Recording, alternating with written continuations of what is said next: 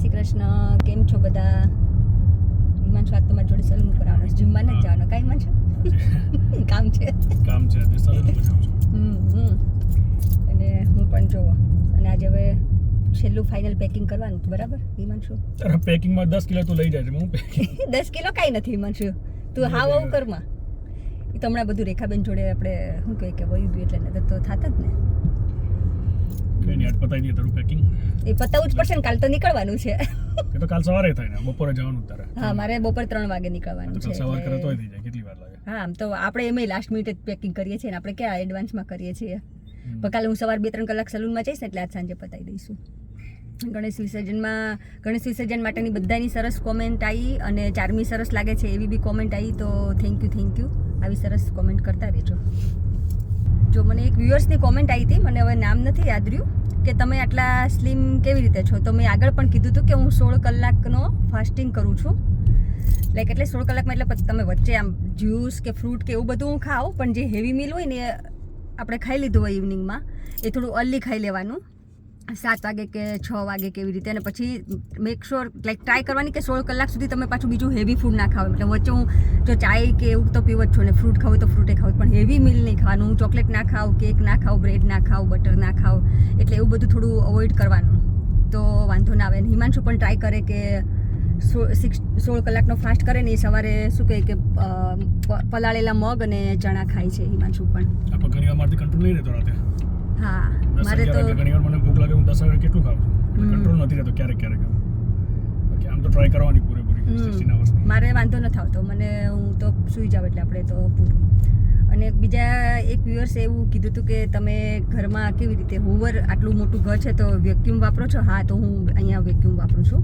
ક્યારેક સાવણી પણ યુઝ કરું, પણ મેજોરિટી ટાઈમ હું વેક્યુમ વાપરું છું. એટલે ઝીણી ડસ્ટ હોય ને એ બધી આવતી રહે, એટલે ક્લીન થઈ જાય, એટલે વાંધો ના આવે. એ મિની કેવું મસ્ત સૂઈ ગયું છે ખોળામાં લપાઈને. ગટુડિયું કાલુડું તો બહુ થાય છે. અમારો છોકરો કાલુડું તો એવો થાય ને, કટકુડીઓ મારો ઢોકળો. હા મિની મિનીને ક્યાં જવું છે? એક્સાઇટેડ થઈ ગયો. ચાલ મિની નીચે આય. Good girl. જા વોકી કરવા જાવ હોય તો વોકી. યાશુ તું જાય છે બેટા? ઓકે જાઓ. ચાલ અહીંયા ઉભી રહે. યાશી એકલી જ જાય છે. હે યાશુ તો એકલી જશ બેટા? ના, હું જાઉં છું. ઓકે.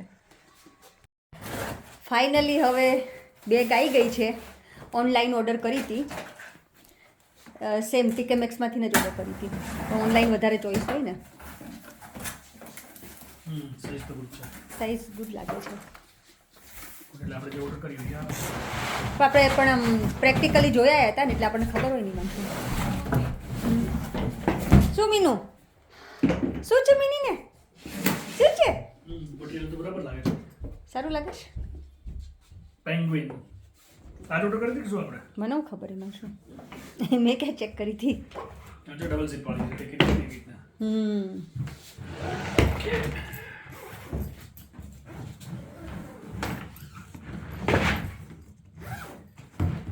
સારી સાઈઝ છે એમાં. મને એવું તો થોડીક નાની હશે. Very good size.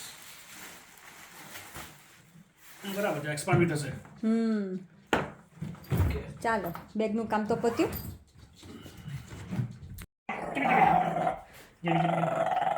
મૂક લીવ. મૂક લીવ.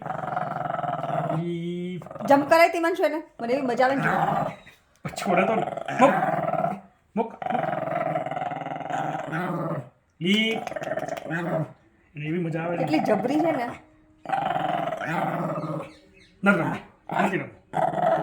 બેગ ઉપર આવી ગઈ છે બધી વસ્તુ ભરવા માટે.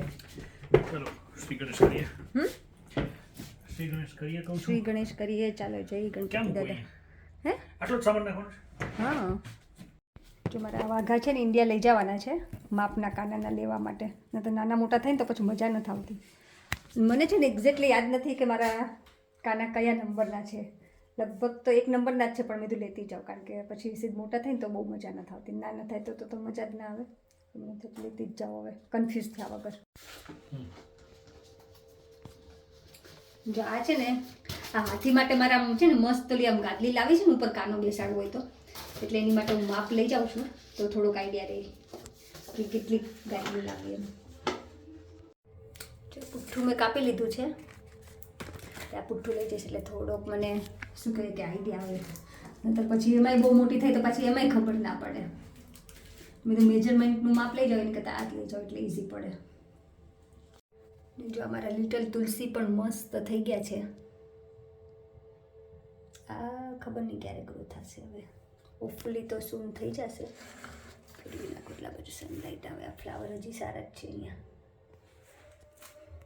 કોને નીની કરવાની છે કાલે? કોલે નીની કરવાની છે? જો દીદી નીની કરીને આવી, અને હવે કાલે મિનીનો વારો. ઓકે ઓકે, મિનીનો વારો છે નીની કરવાનો.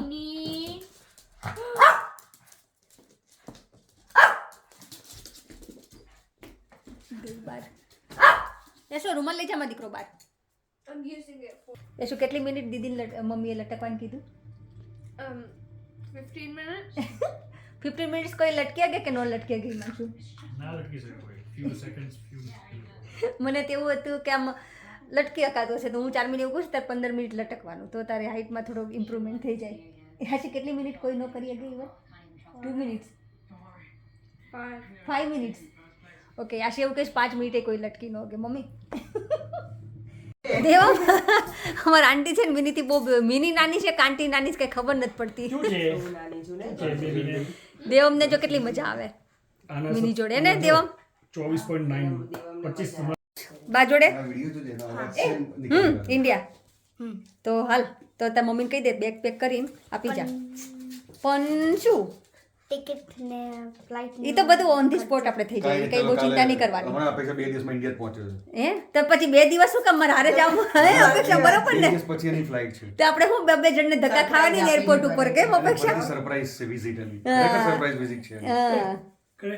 એ દેવો પછી શોક ના થતા તમે જો અત્યારથી કહી દીધું છે, શોક ના થતા જવાની જ છે ઇન્ડિયા. કરાઈ છે ટિકિટ. સારું સારું જઈ આવો જઈ આવો. આપણે ત્યાં મળશે ઇન્ડિયા. હા ઇન્ડિયામાં મળશું. હાલો હાલો બાય દેવમ, જય શ્રી કૃષ્ણ. હેપી ખાવા માટે જર્ની. બાને દાદાની યાદી આપજો. ચારમું આવી જાજો ને બધા તમે.